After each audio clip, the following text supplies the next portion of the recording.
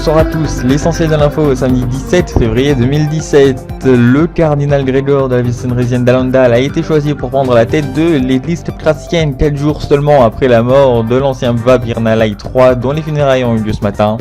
C'est la première fois que la plus haute personnalité de cette église n'est pas d'origine karnakienne, révélateur de l'internationalisation du clérocratisme dans le monde entier, explique TVCK. Un peu partout dans le monde GC, des rassemblements ont eu lieu, notamment au Sunrise, pays d'origine du nouveau pape. Ce nouveau pape, justement, félicité pour sa nomination et qui apprécie l'intérêt qui lui est porté par le Sunrise et l'Australia, toujours d'après la télévision publique de l'Empire karnakien. Le président sunrisien George Winston et le roi d'Australia, George d'Australia, ont en effet invité le nouveau souverain pontife à venir les rencontrer lors de visites officielles. Son cloche totalement différent au Polaro, où il est hors de question d'accueillir officiellement un représentant religieux, et ce, quel qu'il soit, nous dit-on dans l'encourage du gouvernement du très laïque et apolarien. Un mois après l'instauration d'un blocus total de la baie d'Argos, la coalition protectorat d'Arabal, province du Delta Brosselia, veut mettre fin à l'approvisionnement de la base militaire d'Atitsu située à Port-Piquot, une ville insulaire deltaine qu'ils ont envahie lors de l'établissement de ce blocus. 3 navires de ravitaillement atitsunais ont été coulés par la flotte de Génossie sous le commandement d'Aradab et du Delta. Notre but est d'asphyxier la base opérationnelle de Port-Piquot en lui coupant son ravitaillement afin de pouvoir mettre en place une contre-offensive qui nous permettra de rompre le blocus de la baie d'Argos, a annoncé Shen Jinyang, le responsable des opérations militaires de la coalition d'Arabal. La réponse d'Akitsu s'est traduite par l'envoi de missiles sur les navires brosséliens. La bataille maritime de la baie d'Argos semble avoir une issue encore incertaine, même si l'Akitsu pourrait bénéficier d'une meilleure organisation de ses troupes par rapport à celle de la coalition.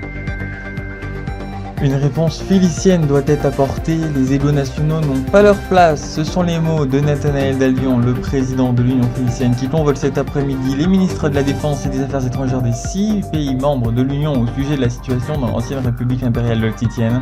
Ce plan d'action philicien se composerait de 2 volets diplomatiques, avec la relance des pourparlers entre le Front de Libération Sud qui demande la sécession et le gouvernement provisoire de transition qui se réclame comme étant la seule autorité légitime, et un second militaire avec potentiellement l'envoi de militaires des pays membres sur le terrain pour essayer de pacifier la zone.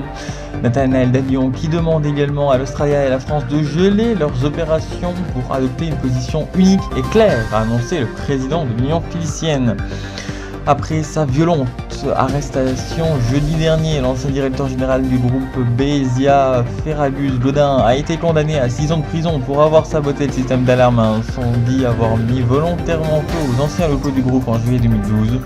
Arrivé à la tête du groupe justement en 2012, il a dirigé le groupe audiovisuel à péage d'une main de fer et a considérablement réduit les effectifs entre son arrivée et son départ en ce début d'année 2017. Ses motivations restent relativement floues, même si certains évoquent l'incendie comme une tentative d'intimidation contre ses opposants au sein du groupe. Maintenant, la justice cherche également à savoir pourquoi cet homme avait chez lui un véritable arsenal de guerre. Voulait-il commettre un attentat? Ce sera à l'enquête de le déterminer. Depuis 5 ans sans siège social, le groupe pourrait prochainement s'installer au Sunrise ou au Brosselia, a annoncé son nouveau PDG Mark Zever.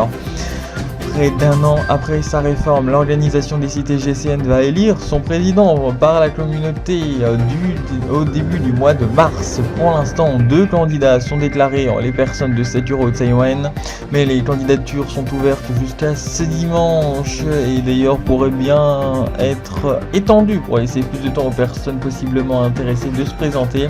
Les 3 membres du conseil permanent de l'OCGC seront également élus dans cette période. Pour l'instant, seul Maïnem et Wam se sont portés officiellement candidats. C'était l'essentiel de l'info du samedi 18 février 2017. Bonsoir.